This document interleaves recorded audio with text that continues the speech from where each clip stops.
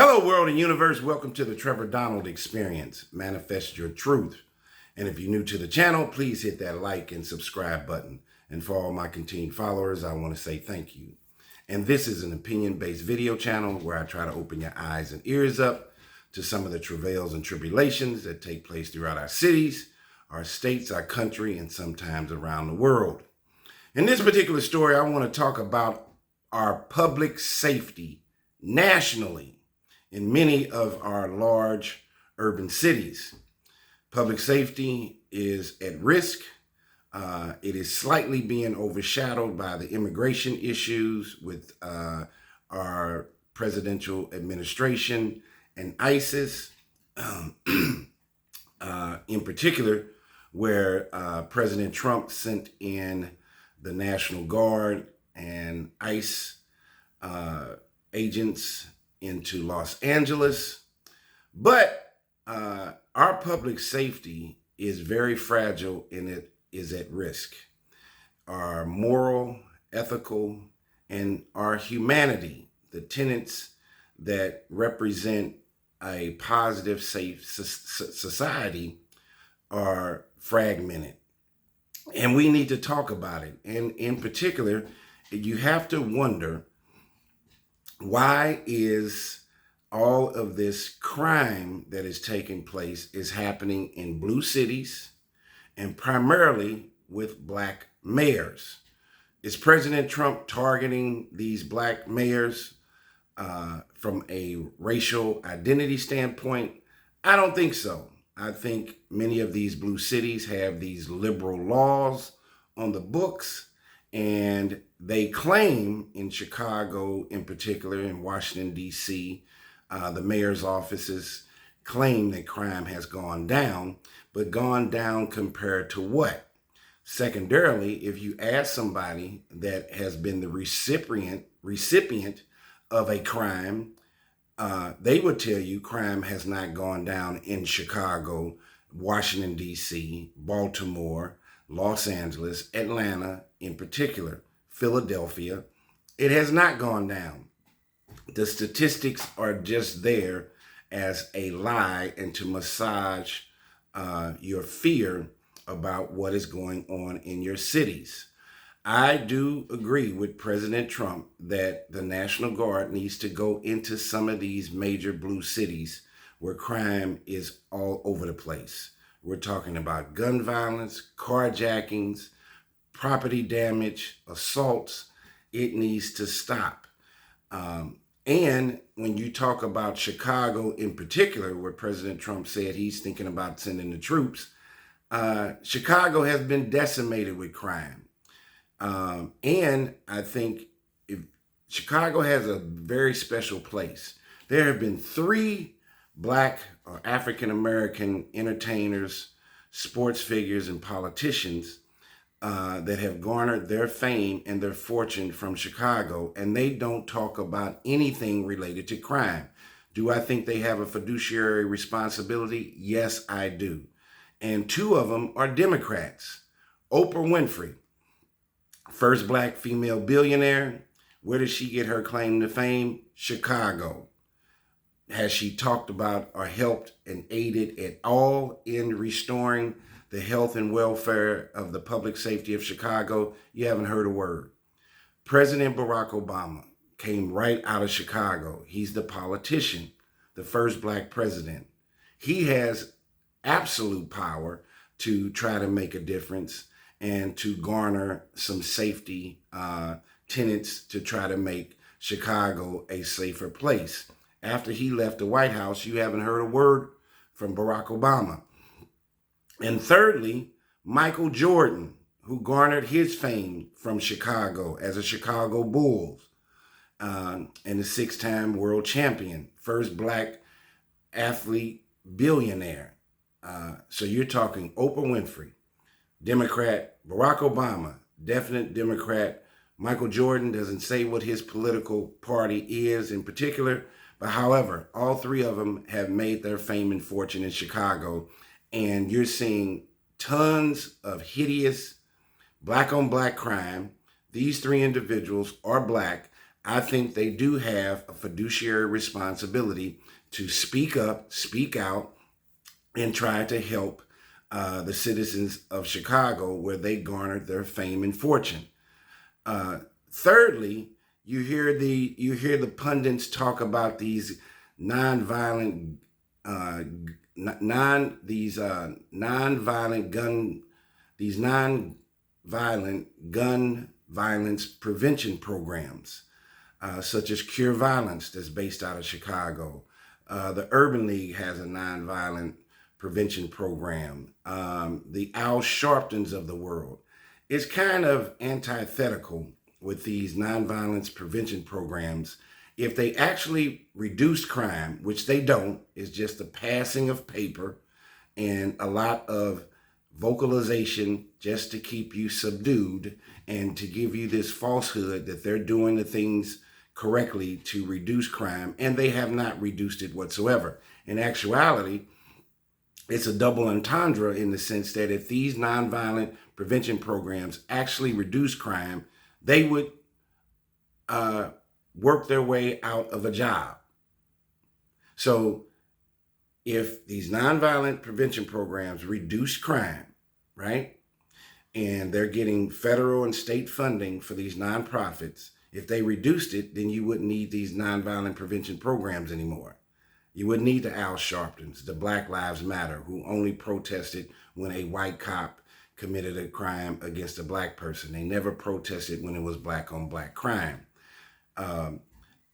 So if those nonviolent prevention programs actually worked, they would work themselves into non-existence. So it is just talk, is just propaganda when these mayors are saying that they need to fund these nonviolent prevention programs, whether in St. Louis, Chicago, Baltimore. Is just talk, is just hubris. First of all, violent criminals are not scared of the police. In Chicago alone, there's been like 5 to 7 police officers that have been murdered in uniform, on the job, going home from the job in the last couple of years. So if you have criminals that are willing to shoot and kill the police, they will definitely shoot and kill a nonviolent prevention program participant. So nobody's afraid of them. And then they talk about mediation, conflict resolution. Criminals are not respecting police officers, let alone these non-prevention gun violence programs. So it's all smoke and mirrors. So for Donald Trump to talk about that he wants to send in the National Guard, not only to LA, but definitely to Chicago, which is the heartbeat of America, right in the Midwest and the center of America, I agree with him 100%. And these liberal laws, these cashless bail systems, the Safety Act in Chicago and the state of Illinois has done nothing but increase the level of our public safety being at risk. A criminal who gets, what is the definition of a major or a minor crime? How do you define that? If you're the recipient of an act, a criminal act, all of it's major. None of it is minor. So what is the definition of major and minor?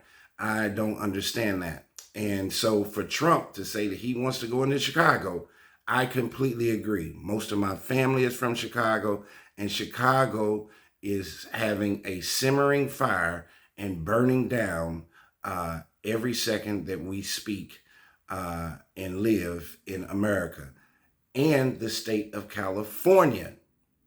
So Chicago, Illinois, the state of California, New York City, Baltimore, Washington, D.C. has had innumerable amount of murders and drugs for the last 40 years. There has to be something that needs to be done. The entertainers, the politicians are not speaking out about any of this in Chicago, and now our president wants to do something about it, and I agree with him. So let's get into what he talked about. Trump says he'll end no cash bail in Chicago, and he calls Governor Pritzker and Mayor Brandon Johnson incompetent, incompetent idiots amid threat to send National Guard there. So Trump is talking about sending the National Guard to Chicago like he did in LA under different circumstances. LA was about the immigration issue and ISIS. This is about the high level of criminal activity that is taking place. And I'm not a proponent of defunding the police and us policing ourselves. These nonviolent gun prevention programs do not work. Whether it's Cure Violence, whether it is Al Sharpton running his mouth, it's all hubris, fake, and a mirage. President Trump again singled out Chicago while announcing that he is deploying the National Guard in Washington, D.C. So he started in L.A. He's sending them into the nation's capital now, and he's talking about doing it in Chicago. And he says that he's announcing that he's deploying the National Guard in Washington, D.C., alongside a federal takeover of policing there. Trump announced these moves on Monday at a news conference, saying it's part of a push to crack down on crime in the nation's capital. The nation's capital. This is where it all begins. This is where the White House is. The governance of our country is with the president. The governance of your state is with the governor. The governance of your city is with the mayor. And he said in a news conference Monday, saying it's part of a push to crack down on crime in the nation's capital, even though data from the Justice Department shows violent crime in the city is at its lowest levels in more than 30 years. Compared to what? Everybody knows Washington, D.C., Chocolate City, black-on-black crime, carjackings, gun violence, the drug issue, the drug epidemic has always been a precipice in Washington, D.C., right under the White House's nose. And by the way, if you commit a crime in Washington, D.C., which is not a state, all of it is federal. D.C. Mayor, black female mayor, Mayor Bowser, called Trump's police takeover unsettling and unprecedented, but says the city isn't totally surprised. This all began after a staffer in the Doge, D-O-G-E, office at the White House was injured in an attempted carjacking. I just said that. So somebody in Trump's administration, in the Doge administration, got carjacked in Washington, D.C. But while speaking to the media, the president turned his attention to Chicago and talked about crime and the cash bail. He said, every place in the country you have no cash bail is a disaster. New York City, Chicago, Los Angeles, President Trump said. He said, that's what started it in New York, and they won't change it. They don't want to change it at all. That's what started in Chicago also. He blamed bad politicians, but continued by saying that's where it started. No cash bail. I mean, somebody murders somebody and they get out on a no cash bail. They get out on no cash bail before the day is out. Mr. Trump then vowed that he would end that in Chicago. We're going to change the statute, Trump said. I spoke with Pam and Todd, everybody, and we're going to change the statute, and we're going to have to get the Republicans to vote because the Democrats are weak on crime, totally weak on crime.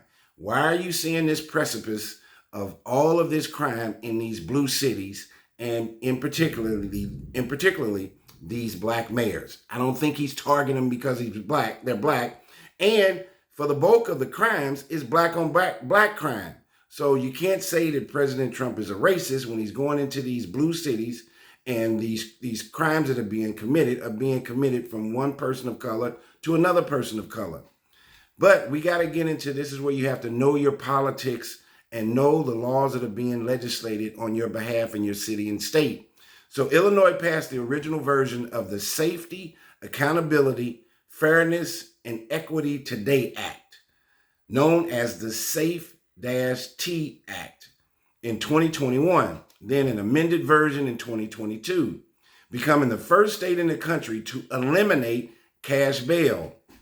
It was put on hold hours before it was set to take effect on January 1st, 2023, but in July 2023, the Illinois Supreme Court ruled the law is constitutional, and it took effect in September of that year, which was 2023, almost 2 years ago. The law applies to the entire state of Illinois, not just Chicago, and is meant to prevent people. It is meant to prevent people arrested for nonviolent or low-level crimes from being held in jail simply because they do not have enough money to pay the cash bond or bail. Judges are given the discretion to choose if defendants should be held in custody or released, often on electronic monitoring. That's not always true. And how do you define a nonviolent or low-level crime? So if a person snatches your grandmother's purse, that kind of trauma and PTSD that's affected on your grandmother, she probably does not think that is a low-level crime. He said that they could have often electronic monitoring, which advocates said will allow more dangerous people to remain in jail even if they could afford to post bond. In September 2024, just before the first anniversary of the elimination of cash bail in Illinois, data showed there has been no rise in crime as a result of the elimination of cash bails. In fact, violent crime and property crime were both down. I don't believe that at all. Comparing it to what previous statistic? You hear on the news every day about the amount of gun violence, homicides, personal property assaults that are taking place in Chicago. And if it's a holiday, those numbers and the amount of violent crime and gun violence peaks. It goes up, way up. So I don't agree with this whatsoever. This is just talk. The Illinois Network for Pretrial Justice advocates for reducing pretrial incarceration and educates what it means to eliminate cash bail. Matthew McLaughlin, who is the campaign coordinator for the organization, took President Trump to task for his comments.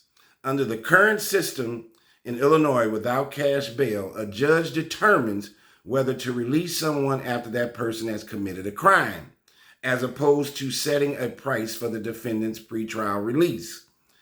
Families are no longer having to choose paying a ransom to free their loved ones or paying the rent.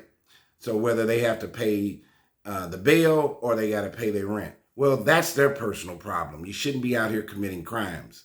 And that's making all of our communities safer, McLaughlin said. I don't agree with that whatsoever. Just look at the state of California. You can steal up to $950 a day, get arrested, go to jail, and get out within 2 to 3 hours under your own recognizance. And crime has elevated, and the state of California is being decimated. David Olson with the Nonpartisan Citizen Center for Criminal Justice at Loyola University of Chicago has studied the success and failures of the Safety Act over the last 2 years. What we could conclude is that crime didn't go up. Here they go with this again. What we couldn't determine was, would crime have gone down more if this new law wasn't implemented? This is just wordplay. Crime has not gone down. Just talk to the victims of someone who had a crime committed against them. The latest data on violent crime in Chicago as of July 2025 shows that the trend has continued, with violent crime continuing to drop, largely in line with the national crime trends. That's not true. Our public safety is on the brink of fragility and breaking. People don't want you're not even safe to leave your home, no matter what color you are. President Trump did not offer details about how he planned to end or change Illinois no cash bail law, but he did seem to say he would rely on the Republican-controlled Congress to do so. He said, we're going to change the no cash bail, we're going to change the statute and get rid of some of those other things. And we'll count on the Republicans in Congress and the Senate to vote. We've got the majority, so we will vote. We don't have a big majority, but we've gotten everything that we wanted thus far, including the great, big, beautiful bill. We got that done. And if you remember, I did a video on that. The great, big, beautiful bill, which I disagree with Trump, is the Medicaid cuts that he plans on teetering out over the next few years that is going to affect about 12 million people who are on Medicaid and will lose their Medicaid benefits. And you're talking about SNAP, food stamps, and you're talking about their health care. And Medicaid is just not for poor people. It's for low income. And if you lost your job and can't find a job for a year or two, you should be eligible for Medicaid. We pay for that as a taxpayer. That's why it's there. But I don't agree with the big, beautiful bill with Trump, but I do agree with him on trying to reduce crime in our major urban cities and increase our public safety in a healthy and wealthy way. The odds of the president who has no say over the Illinois law being able to reverse cashless bail in the state is near nil, according to CBS News Chicago legal analyst Irv Miller. There is a zero chance that he can, by his own order, cash bail to come back to Illinois. So Trump wants cash bail to come back. It has to be an action initiated by the General Assembly in Springfield. So the state lawyers are saying that he cannot change that. The president cannot change it. But the way it is changed is by the General Assembly in Springfield, Illinois, which is the capital of Illinois. That's why you have to understand and know the laws that are being legislated on your behalf. Look up the Safety Act when you get a chance. After being asked whether he would consider taking the same kinds of actions he's taken in Washington, D.C., would he do that in other cities? Trump suggested he is considering taking similar action with the National Guard in Chicago. Then he took the opportunity to insult Illinois Governor J.B. Pritzker and Chicago Mayor Brandon Johnson. He said, if we need to, we're going to do the same thing in Chicago. This is what President Trump said, which is a disaster. We have a mayor there that's totally incompetent, Brandon Johnson. He is an incompetent man, and we have an incompetent governor, J.B. Pritzker. Said that he's extremely incompetent and an idiot. President Trump said his family threw him out of the business. J.B. Pritzker comes from a very wealthy family in Illinois. So it's not ironic that he's the governor. He comes from a very wealthy family in Illinois. You need to look it up. He says that his family threw him out of the business and he ran for governor and won. Now I understand that he wants to be president. That's what President Trump says. J.B. Pritzker wants to run for president, allegedly. But now I noticed that he lost a little weight. So maybe he has a chance. So Trump took a dig at J.B. Pritzker, who's kind of a heavy-set guy. Mr. Trump did not go into any details about what would potentially trigger him to send the National Guard to Chicago or how that would work. Pritzker responding on X, writing, Donald Trump, thanks for the compliment. Let's not lie to the public. You and I both know you have no authority to take over Chicago. By the way, where are the Epstein files? And, that's a big issue on where was President Trump and his involvement with Epstein. And they've kind of pushed that under the rug. He said at a Monday news conference, Governor Pritzker also spoke about the president's threats, reiterating that he had no right or legal ability to send troops to the city of Chicago. Mayor Brandon Johnson released a statement writing, from my first day in office, public safety has been my top priority. In just 2 years, we have made historic progress, driving down homicides by more than 30% and reducing shootings by almost 40% in the last year alone. I think that's hogwash. I don't believe that whatsoever. There's been at least 5 police officers that have gotten killed in the line of duty, even hunted and gunned down. There have been innumerable amounts of shootings and carjackings in Chicago during the holiday period and on a daily basis. He said last week we learned that President Trump cut another $158 million in funding for violence prevention programs. Remember, I said that in the very beginning of my video, in cities like Chicago. These cuts are on top of the Trump administration's dismantling of the Office of Gun Violence Prevention and terminating more than $800 million in grants for anti-violence programs across the country. If you $800 million that Trump has cut for these anti-violence programs, and remember I said that earlier. This is where your Al Sharptons, your Cure Violence, these nonprofits that have a certain department for anti-violence, gun violence prevention programs. It doesn't work. If it actually worked and brought down crime, they would be working themselves out of a job. It's just conversation.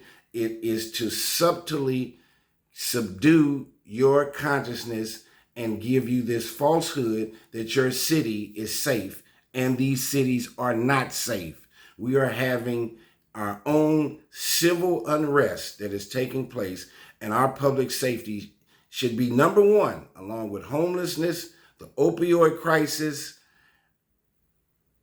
fatherless homes, inner city schools.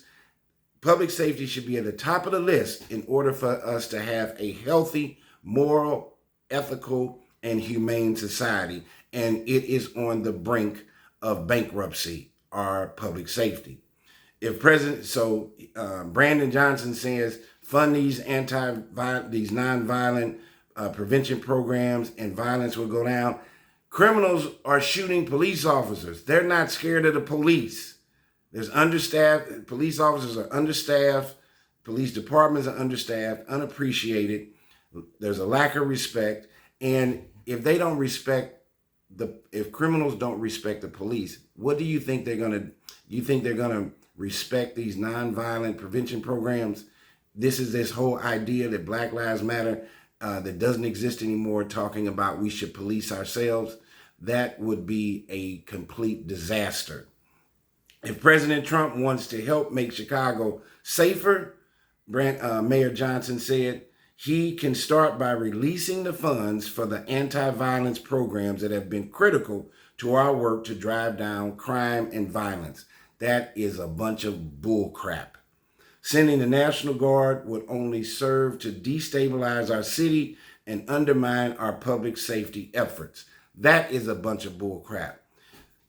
Chicago needs 2,000 to 3,000 police officers. New York City needs 3,500. St. Louis, Missouri needs 300 to 500. Los Angeles County needs at least 2,500 police officers. Baltimore has had criminal activity, drug issues for the last 40 to 50 years. Washington, D.C., the same. Chicago, Illinois, gang violence, gun violence. These issues have been permeating in these major blue cities for decades, and something needs to change. I agree with President Trump that if there's not enough police or policing is not done properly in these blue cities, then something has to be done. Remember, one of the number one fiduciary responsibilities of the president is that he is the governance of the United States. And if the governor of your state, who has governance over your state, and the mayor has governance over your city, is not doing their job, and the police departments are understaffed and not able to keep our city safe, then yes, we need to bring in the National Guard and make sure that our cities are safe.